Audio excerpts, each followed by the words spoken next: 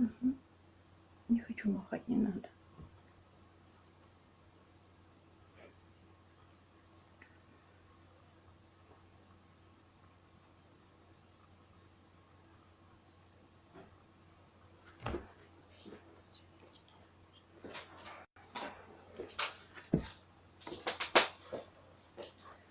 Добрый день участникам сегодняшнего нашего эфира. Меня зовут Кушникова Людмила Борисовна, я старший научный сотрудник Алтайского отделения научно-производственного центра рыбного хозяйства.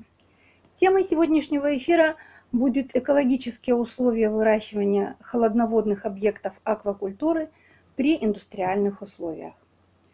Что такое аквакультура? Под аквакультурой понимается разведение рыб, беспозвоночных, пищевых и водорослей в контролируемых условиях. Это направление рыбоводства получило широкое распространение в Европе, Азии и Америке. В государственной программе развития агропромышленного комплекса Республики Казахстан на 2017-2021 год говорится о слабом развитии культуры в нашей республике и необходимости развития этого направления сельского хозяйства. Развитие аквакультуры позволит обеспечить продовольственную независимость нашей страны, является одним из путей решения проблемы снабжения населения полноценными продуктами питания, богатыми белками. В аквакультуре выделяется ведущее направление в настоящее время – это индустриальная аквакультура, то есть индустриальное рыбоводство, которое основано на выращивании рыб при высокой плотности посадки, путем создания благоприятных условий культивирования, кормление полноценными кормами, механизация и автоматизация процесса, а также получение товарной рыбы в течение 1 года, то есть в конце вегетативного периода. В пресных водах доминирующим объектом холодноводной аквакультуры в Западной Европе и Америке является форель. Не исключением является и наша республика. Почему именно форель выбрали как основной объект холодноводной аквакультуры? Форель имеет хорошие темпы роста, отличные вкусовые качества. Ее мясо и икра относятся к деликатесной продукции. Кроме радужной форели, к числу холодноводных рыб относятся хорошо известные сиги. Это пеледь, рипус, также чир, муксун и пельчир. В Китае, Монголии, России, в северных районах Казахстана выращивание холодноводных рыб проводят в озерах. Но в нашей области такой практики нет. Также не практикуется выращивание товарных холодноводных рыб в бассейнах и УЗВ. Однако практика садкового выращивания холодноводных рыб в последние годы активно развивается в нашей области. Поэтому мы сегодня с вами поговорим о садковом выращивании холодноводных видов. Природно-климатические условия Восточного Казахстана позволяют проводить работы по товарному выращиванию холодноводных рыб в садках. Особенностью садкового рыбоводства является следующее.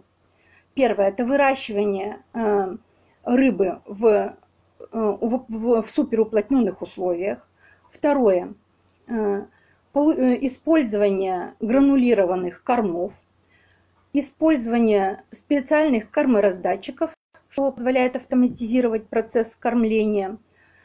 Но при этих условиях рыба активно не двигается, она не занимается активным поиском пищи, поэтому очень хорошо растет, добавляет в весе, и мы таким образом получаем товарную рыбу за короткий промежуток времени. Поэтому эти положительные качества садкового индустриального выращивания делают его наиболее приемлемым в современных условиях. Однако не все так радужно. Есть и отрицательные моменты в садковом рыбоводстве. Чем они обусловлены? Они обусловлены лимитирующими факторами, которыми являются гидрологический режим, гидрохимический режим и температурный режим водоема. То есть не каждый водоем подходит для садкового выращивания холодноводных рыб. В начале нашего с вами общения мы поговорим о лимитирующих факторах. Как мы должны анализировать экологическое состояние, готовность того или иного водного объекта к созданию на нем садкового хозяйства, именно для холодноводной аквакультуры. Ну, конечно, самое первое – это гидрологический и термический режим. Чаще всего садковые линии устанавливаются в заливах, то есть в местах, защищенных от ветра, где невысокая скорость течения. Скорость течения должна быть примерно полметра, метр в секунду. Для того, чтобы был достаточный водообмен и чтобы не было сноса садковой линии или смещения садковой линии. Также необходимо учитывать характер дна, которая находится, той части ложа, которая находится под садковой линией. То есть в дне не должно быть углубления рельефа, и чтобы под ним не скапливались продукты жизнедеятельности объектов аквакультуры и остатков пищи, которые все равно, остатков кормов, которые все равно попадают в воду. То есть первое, мы должны учитывать расположение садковой линии. Вторым и также очень важным лимитирующим фактором является температурный режим. Коль уж мы говорим с вами о холодноводных рыбах, то нужно сказать, что максимальный предел, температурный предел в поверхностной части водоема составляет 22 градуса. При 21 градусе радужная форель и другие лососевые рыбы начинают себя чувствовать некомфортно, они отказываются от питания и, естественно, прекращают свой рост. Оптимальной температурой для роста холодноводных рыб является интервал от 15 до 18 градусов Цельсия. Но учитывая глубину погружения садков, чаще всего в нашем регионе глубина погружения садков 6-8 метров, измерение температуры проводится в поверхностном слое и на глубине 5 метров. Измерение температуры воды – это важная часть процесса выращивания холодноводных видов рыб. Но у нас помощником является вот такой вот кислородомер, с помощью которого можно измерять температуру. Это портативный прибор, который позволяет измерять температуру в поверхностном слое и на глубине 5 метров. То есть измерение температуры проводится в определенное время и отслеживается динамика изменения этого лимитирующего показателя. Следующим очень важным показателем является содержание кислорода, потому что лососевые виды требовательны к содержанию кислорода в воде. Тоже с помощью этого же прибора измеряется содержание кислорода переключением кнопочки. Оптимальным для содержания лососевых в воде является интервал между 7, 9, 10 миллиграммами на дециметр кубический содержания кислорода. Меньше 5 содержание кислорода для лососевых рыб считается некомфортным. Также важное значение имеет гидрохимический режим водного объекта, на котором расположено садковое хозяйство. При создании садкового хозяйства необходимо провести мониторинг предприятий промышленных, которые могут находиться в зоне влияния на вот это садковое хозяйство, а также посмотреть возможность влияния сельскохозяйственного отдела. Например, если на побережье будет выпасаться животные, то, естественно, продукты биогенного характера будут поступать в воду, что может повысить содержание азотоаммонийного, содержание которого очень является токсичным для рыб, и концентрации дозволительные для разведения рыбы и вообще для существования водных гидробионтов, это 0,5 мг на дециметр кубический. То есть влияние тяжелых металлов, влияние загрязняющих веществ биогенного характера отрицательно сказываются на развитии, на росте, вернее, даже можно сказать, на росте холодноводной аквакультуры и могут привести к гибели большого его количества. Вот. Сегодня бы я хотела с вами поделиться информацией о двух садковых хозяйствах, которые функционируют с 2017 года на территории Восточно-Казахстанской области на Усть-Камногорском водохранилище. Ну, нужно сказать, что Усть-Камногорское водохранилище вообще уникальное, холодноводное, глубоководное водохранилище, которое было создано в 1952 году для развития энергетики, водного транспорта и водоснабжения. Водоем занимает межгорную долину каньонообразного типа, протяженность его 71 километр, ширина варьирует от 400 до 750 метров, максимальная ширина километр 200. А вот глубина средняя 17 метров, в приплотинной части 46. В тех местах, где установлены садковые линии двух хозяйств, о которых я чуть позже скажу, глубина варьирует от 17 до 23 метров под садками. То есть это вполне удовлетворительные условия для именно садкового разведения холодноводных видов. Температура поверхностного слоя воды даже в очень жаркие дни на данном водоеме не поднимается выше 18 градусов. Вообще средняя температура на глубине 2-3 метров составляет 8 градусов Цельсия. Почему? Потому что Усть-Камногорское водохранилище находится между двумя плотинами ГЭС, и поступает вода из нижних и средних слоев Бухтарминского водохранилища. Она холодная. Поэтому вероятность прогрева воды здесь практически исключена. Поэтому не нужно никаких дополнительных затрат для того, чтобы ее, допустим, понижать каким-то образом с помощью каких-то технических средств. Я уже говорила о том, что в 2017 году на Усть-Камногорском водохранилище начали функционировать два садковых хозяйства по выращиванию холодноводных видов рыб. Это товарищество с ограниченной ответственностью Grand Fish в Ермаковском заливе и в Масьяновском заливе Шигыс Универсал. В первый же год в условиях именно Усть-Камногорского водохранилища удалось вырастить товарную форель из рыбопосадочного материала в 10 грамм. То есть это очень хороший результат, который позволяет нам получить именно экономическую выгоду в течение одного вегетационного периода. Сейчас, на данный момент, эти предприятия функционируют. Рыбная продукция продается как в живом виде, как в замороженном виде на территории области, а также развозится по всему Казахстану, продается во всем Казахстане при взаимодействии с фирмой АС. Продукция перерабатывается на этом предприятии, проходят различные формы термической и другой обработки, то есть рыба в копченом виде продается, вялка продается.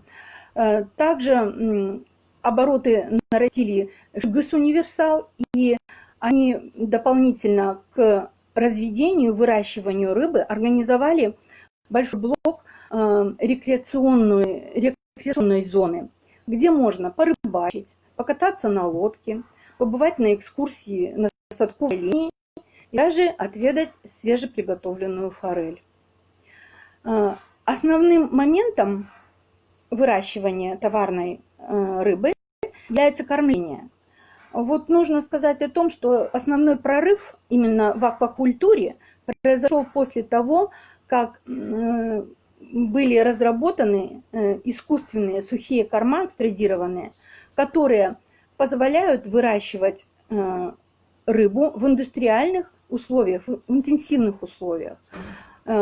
Эти корма сбалансированы по всем компонентам и дают очень хороший результат при выращивании.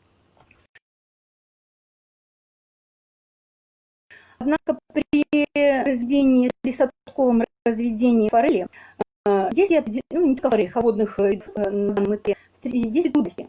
Во-первых, только при запуске садкового хозяйства необходимо определенные капиталовложения на закупку оборудования, на закупку садков. Для Поэтому Российская Республика поддерживает производителей товарной продукции, и было проведено субсидирование по закупке оборудования и кормов. Однако создание рыбоводного хозяйства невозможно без закупки рыбопосадочного материала. И до настоящего времени не совсем не решен этот вопрос с субсидированием закупки рыбопосадочного материала. Наиболее остро вопрос рыбопосадочного материала, наверное, в этом году возник в связи с пандемией, которая во всем мире сейчас прогрессирует. Закупать рыбопосадочный материал или икру на стадии глазка, как это делали наши хозяйственники, в этом году стало либо практически невозможно, либо очень сложно. Поэтому встал вопрос о создании своей инкубационной индустрии именно вот в области. Потому что даже доставка рыбопосадочного материала из Алматинской области, из Карагандинской области тоже определенные затраты составляет для предприятия. Поэтому вот создание именно инкубационной индустрии для холодноводных рыб, это является актуальным и важным для нашей области на настоящий момент.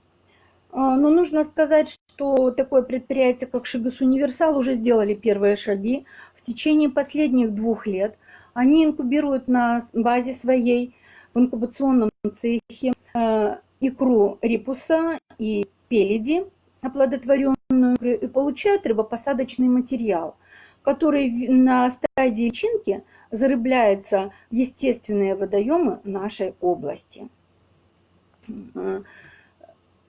Поэтому садковое рыбоводство, именно индустриальное садковое рыбоводство, является приоритетным, перспективным направлением для холодноводной аквакультуры именно для нашего региона, для высокогорных водоемов нашей области. Ну вот, наверное, кратенько то, что я хотела рассказать и чем я хотела с вами поделиться по этому вопросу. Теперь, я думаю, можно перейти к ответам на те вопросы, которые поступили в мой адрес, наверное. Я зачитываю. Наша дача находится на берегу Усть-Каменогорского водохранилища, и мы видим, как сильно меняется уровень воды. Иногда за сутки вода отступает от берега на полметра. Не вредит ли это садковому хозяйству? Ну, очень интересный вопрос. Удивительно, что люди замечают это. Дело в том, что на берегу Каменогорского водохранилища действительно расположено очень много дачных массивов, где отдыхают горожане, усть-каменогорцы. Усть-Каменогорское водохранилище, у него регулирование стока недельно-суточное. То есть водообмен происходит очень быстро. И уровень воды в течение суток может меняться на полметра, на 0,8 метров, но в некоторых участках даже на 1,5 метра. Поэтому, конечно, возникает вопрос, влияет ли это на садковое хозяйство. Нет, не влияет. Почему? Потому что Усть-Каменогорское водохранилище, здесь я немножко вернусь к его особенностям, характеризуется тем, что у него такие не пологие, а обрывистые берега. И отсутствует практически литораль на водохранилище.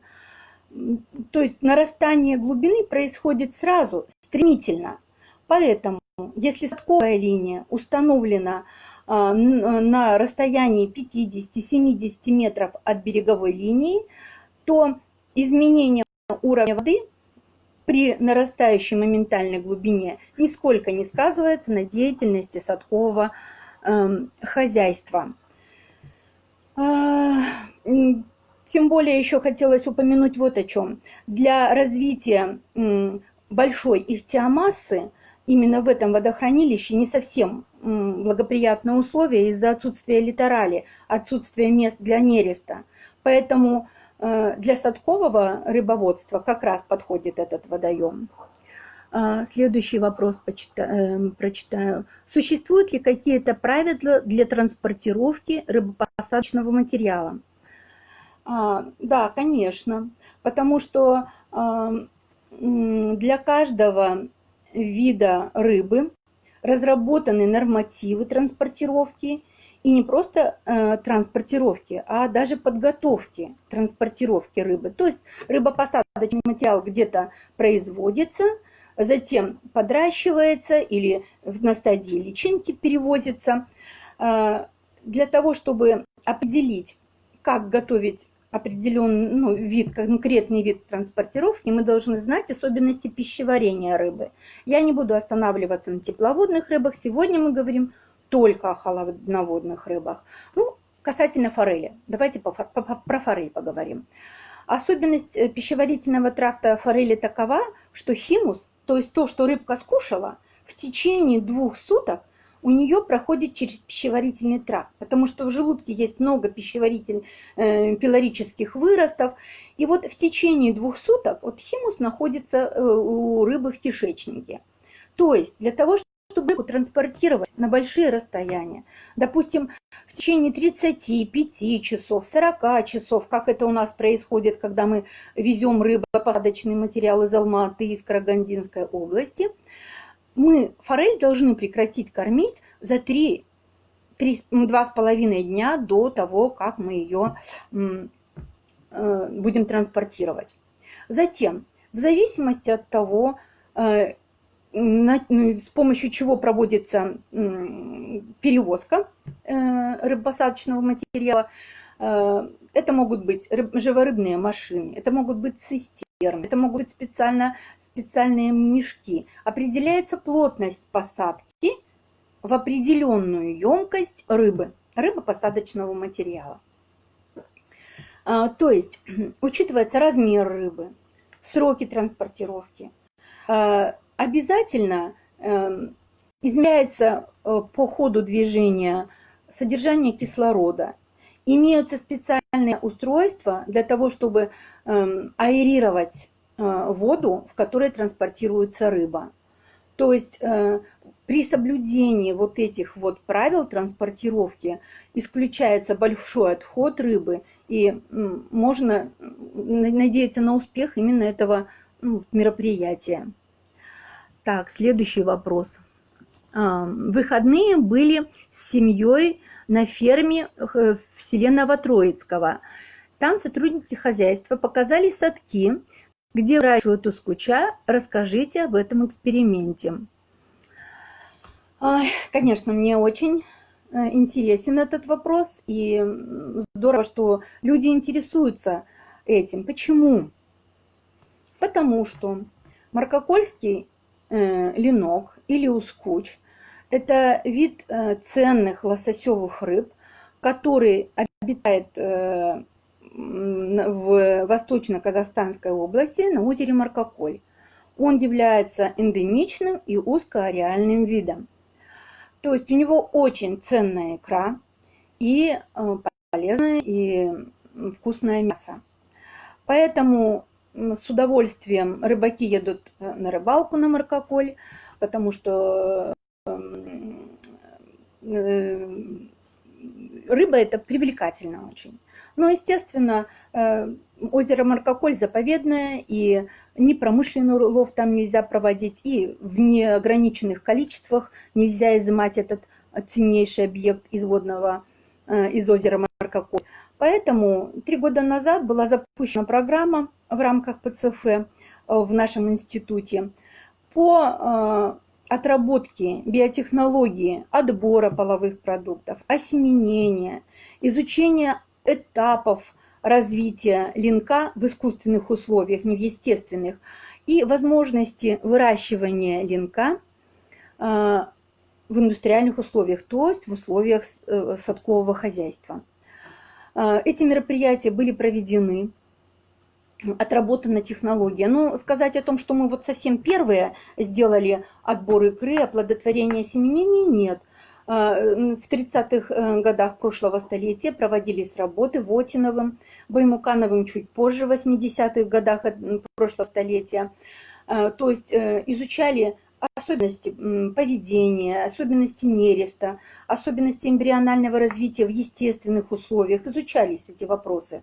Однако выращивание проводилось только до стадии личинки. Вот уже сейчас, в данный момент, я могу сказать, что наш эксперимент пошел дальше, и я расскажу о нем дальше. Значит, мы провели все эти работы по отбору икры, по осеменению, по изучению. Причем у нас оплодотворение, инкубацию мы проводили на базе Шигес Универсал. У них имеется своя производственная база. И параллельно инкубировали линка и радужную форель. У нас появилась уникальная возможность сравнить этапы эмбрионального развития линка и этапы эмбрионального развития радужной форели, этого вида, который является классическим объектом холодноводной аквакультуры. В прошлом году была получена личинка, затем мы подрастили в бассейнах, то есть мы использовали метод подращивания в бассейнах до жизнеспособной стадии, то есть до стадии поздней молоди, и зарыбили данным посадочным материалом садки в Усть-Каменогорском водохранилище. Ускуч перезимовал, можно сказать, успешно, и к концу мая Ускуч уже достиг массы 30 грамм. Ну, это практически так же, как в естественных условиях. То есть у нас есть возможность сравнить с условиями маркоколя. В июле и сейчас в августе мы продолжаем эксперимент по отработке выбора пищевого приоритета именно ускуча. Мы боялись очень, что ускуч не будет брать искусственные корма, поэтому на начальной стадии кормили науплями, то есть ракообразными. Затем стали кормить стартовыми кормами зарубежного производства, то, чем в принципе кормят форель. И как бы процесс вот этот вот кормления пошел. Вот. В этом году мы посмотрели различные типы кормов зарубежных и добавили сырые корма. Это гамаруса и рыбы. Свежую рыбу мы измельчали на мясорубке и кормили рыбу еще и рыбным фаршем. На данный момент отмечаются хорошие темпы роста, и по прогнозам, по нашим прогнозам, к концу сентября, началу октября линок достигнет товарных размеров. Наверное, я слишком подробно рассказывала и отвечала на этот вопрос, но потому что он действительно интересен. Так.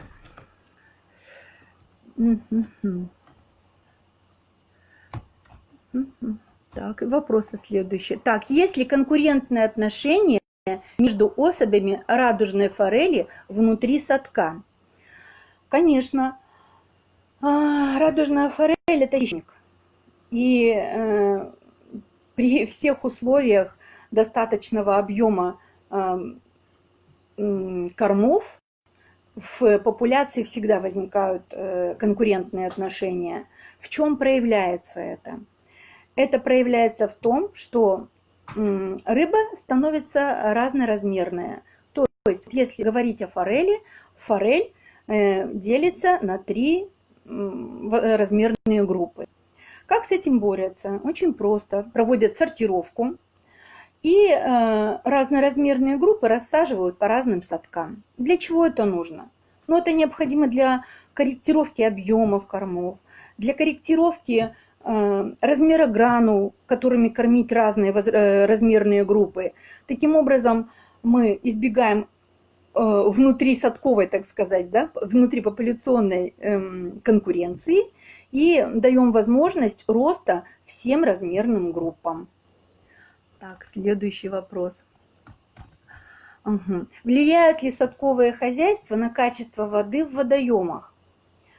Ну, в принципе, ни для кого не секрет, что любая деятельность человека, она каким-то образом влияет на окружающую среду.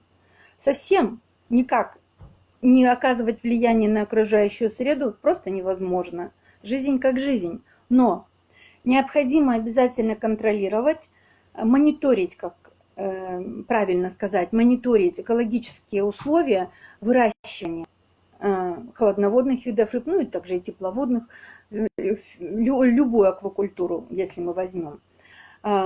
Каким образом контролируется качество воды в районе деятельности садковых предприятий? Но эту функцию выполняет по договору о научном сотрудничестве, выполняет Алтайский филиал, то есть мы выполняем. Что мы делаем? В течение периода открытой воды, в зимний период мы отбираем только химию, а в период открытой воды с апреля по октябрь мы проводим отбор проб гидробиологических, это по зоопланктону, потому что есть индикаторы качества воды, которые показывают по степени сопробности, они указывают, какая вода грязная, умеренно загрязненная или чистая. Затем мы берем гидрохимические пробы, они сдаются на анализ по ряду показателей, которые включают содержание основных ионов, содержание органических веществ, содержание взвешенных веществ, перманганатную окисляемость, биологическое потребление кислорода, ну вот это все такие вот химические параметры, которые показывают качество воды. В каких точках мы идем? Ну, конечно, нужно же сравнивать, поэтому, так как у нас садковые хозяйства находятся в заливах, первая точка, фоновая точка, она находится выше залива. Вторая точка находится непосредственно у садковой линии. И третья точка ниже залива на 200 метров. То есть мы реально можем посмотреть, влияет ли хозяйство садковое на качество воды. Кроме того, у садковой линии мы отбираем с помощью начерпателя Петерсона пробы бентоса, для того, чтобы посмотреть, попадают ли остатки кормов, оседают или не оседают, в какой форме они представлены, какие бентосные организмы там обитают. То есть, если личинки хираномид или даже гоморосы могут быть бентосом, начерпателем захватывать умеренное загрязнение, ну, загрязнение, не загрязнение, даже умеренное качество воды. А если олигохеты процветают, то, значит, идет биологическое какое-то загрязнение, это индикаторы как раз биологического загрязнения. Но хочу я сказать жителям нашего города и всем, кто бывает в районе этих хозяйств, и всем, кто имеет дачи на побережье Усть-Каменогорского водохранилища и ниже, качество воды хорошее в районе деятельности этих двух садковых хозяйств. И с течением времени на данный момент оно никак не меняется.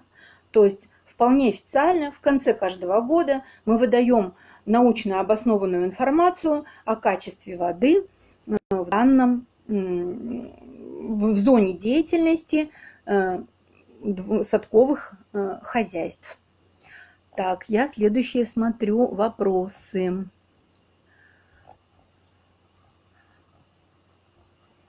Так, Какие вы могли бы предложить пути повышения эффективности работы садковых хозяйств? Ну, как говорят, нет предела совершенству, да? Конечно, у нас есть определенные наработки в этом плане, и я уже сегодня говорила об этом, что первая задача и основная задача наша сейчас – это формирование племенных маточных стад именно на территории нашей области. Внедрение технологии получения жизнеспособного рыбопосадочного материала. То есть не на стадии личинки запускать и в садок, и зарыбление проводить естественных водоемов, а проводить подращивание.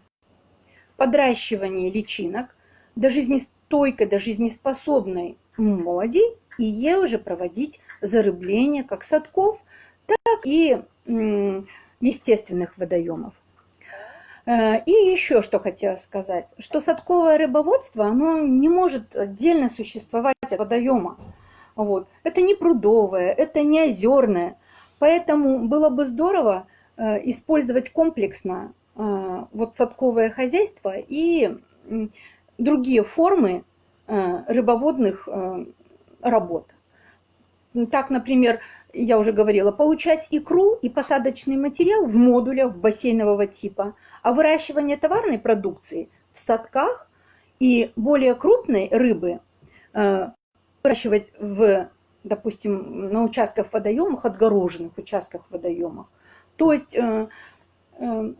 фантазия, желание, и можно получить с небольшого участка водоема довольно большую, ответную реакцию, можно сказать, и хороший доход.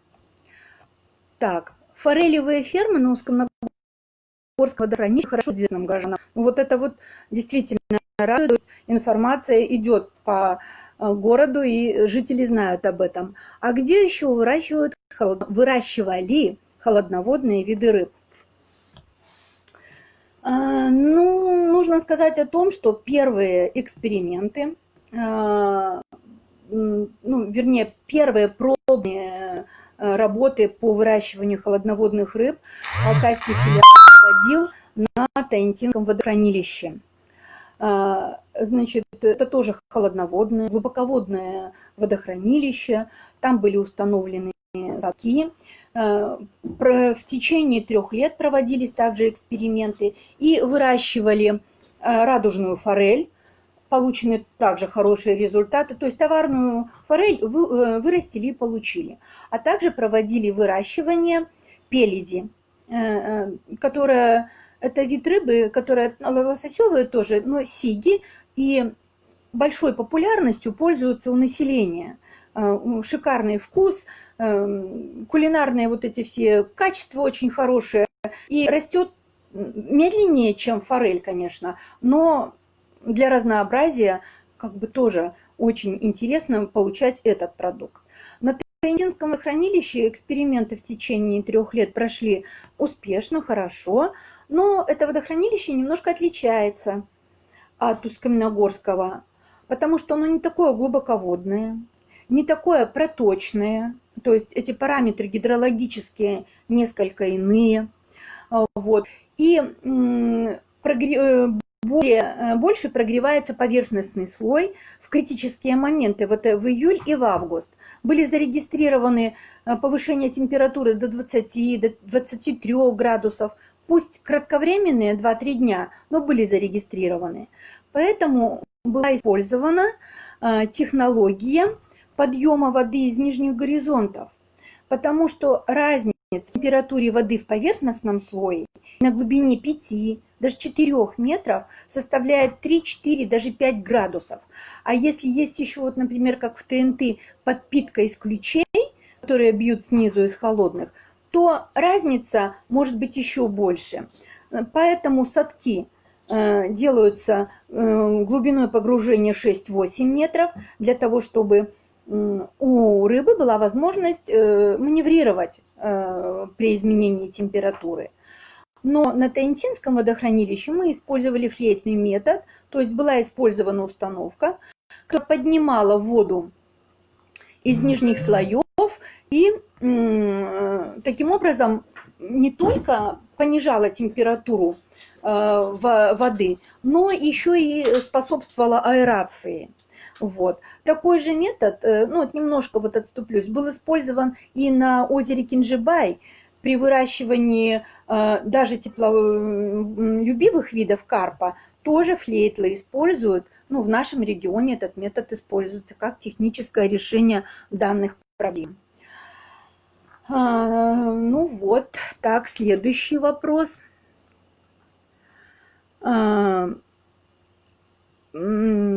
Какие водоемы пригодны для развития холодноводной аквакультуры? Вот для того, чтобы решить вопрос о пригодности того или иного водоема к выращиванию определенного вида рыбы, холодноводная, тепловодная. На сбросных водах можно вообще большую разновидность рыб выращивать. Необходимо, конечно, провести исследования. Но вот по тем водоемам, которые мы когда-либо изучали в институте, по другим программам, можно называть Каракультас, Шабындыкуль, водохранилище на реке Дресвянка, глубоководное, тоже каньонообразное, где можно поставить садки, водохранилище на реке Уедине. Совершенно уникальное водохранилище. Ну и сегодня тоже хотела бы кое-какими соображениями поделиться по поводу вот этого водохранилища. При обследовании несколько лет назад данного водоема наши ихтиологи определили там ускуча. По морфологическим признакам, по пластическим, меристическим признакам ускуч. Каким образом он оказался в Уедине. Стали изучать его дальше. Видимо, несанкционированный завоз рыбаками, любителями, энтузиастами, переселенцами переселили Маркокольского какую-то часть, никто не знает, переселили в Уедине. И сейчас, в этом году, сотрудниками нашего института, генетиками, проводится анализ на родство Маркокольского линка и Уедининского линка. Если этот анализ даст положительные результаты, то есть это один и тот же эндемичный, как мы говорим, узкоареальный вид, то мы можем говорить о довольно высокой пластичности этого вида, который характерен в принципе для всех форелей, для всех линков, которые хорошо приспосабливаются к другим условиям существования. Не говорю при кардинальной смене условий существования, но при соответствии всех лимитирующих факторов. Ну, дальнейшие исследования мы планируем проводить по этому вопросу. Но еще бы здесь я немножечко хотела сказать о сигах, потому что сиги это тоже очень интересный объект аквакультуры. В нашей области, на Бухтарнинском и Сканогорском водохранилище, они были вселены, пелетирипус. Хорошо акклиматизировались, сейчас они являются объектами промысла. Теперь наша задача адаптировать их к выращиванию в садках. Вы можете сказать, ну вот ловят и пусть ловят.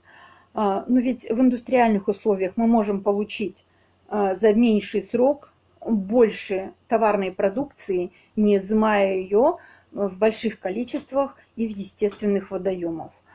Поэтому вот следующей вот такой задачей большой является изучение именно возможности выращивания и в Бухтараминском водохранилище, и в Усть-Камногорском водохранилище, и, может быть, в других водоемах нашей области сиговых. Так, следующий вопрос. Состав корма для лососевых. В какие вещества входит в состав корма и не влияет ли это на здоровье? Очень интересный вопрос. Нужно сказать, что состав корма для каждого вида рыбы специфичный. То есть каждый, например, лососевые, они тяготеют к большему содержанию в пище белков. Соотношение белков, жиров, углеводов меняется в кормах в зависимости от возраста, нет, в первую очередь от вида рыбы, второе от возраста. И помимо вот сбалансированности, туда в корма добавляются премиксы, витамины, минеральные вещества. Но вот я об единственном веществе хотела сказать, которое очень важно для форелевых, это витамин С. Не только людям он нужен для укрепления иммунитета, но и форелевые очень чувствительны к содержанию витамина С. Поэтому искусственные корма дополнительно могут быть, опрыскиваются витамином С. Но еще у рыб такая удивительная возможность, они часть питательных веществ, минеральных веществ, они могут изымать из воды. Не только с пищей получать, но и изымать из воды. Конечно, говорить о вреде рыбы, которая выращена в искусственных условиях, нет ни повода, ни сомнения, потому что все корма, как зарубежные, так и отечественные, они проходят тщательную экспертизу, анализ, и только потом допускаются до потребителя. Единственное, нельзя использовать просроченные корма, заплесневевшие, те корма, которые хранились ненадлежащим образом. Но те, кто бывал в садковых хозяйствах, они видели устройство садкового хозяйства. Есть садковая линия, садки различные формы и конфигурации, и обязательно имеется склад, в котором хранятся корма при определенной либо температуре, при определенной влажности. Нужно сказать, что корма, они не долговечные, и долго их хранить нельзя, поэтому закупаются партии, они сразу же скармливаются. Вот. Как определяется количество кормов, которое необходимо рыбе в определенном саде? Проводится бонитировка. Что такое бонитировка? Рыбочку взвешивают, измеряют, смотрят, какая там биомасса, обязательно измеряют температуру и по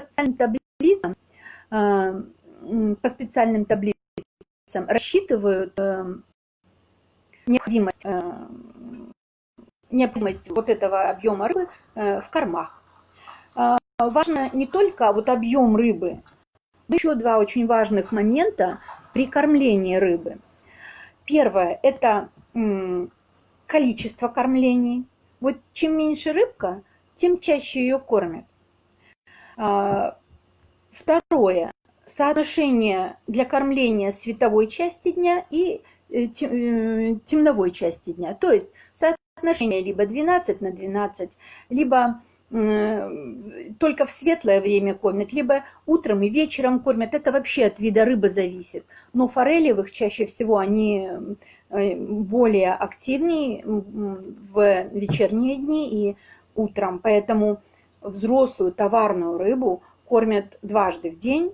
Чаще всего, я не говорю про все хозяйства, утром и вечером. И иногда дополнительно, это сухими кормами, а иногда дополнительно добавляют, как я уже говорила, сырые корма, это свежую рыбу, переработанную, свежую рыбу измельченную. Также имеет большое значение размер гранул. В зависимости от размера рыбы используется размер гранул. То есть возраст, вид рыбы и экологические условия выращивания рыбы.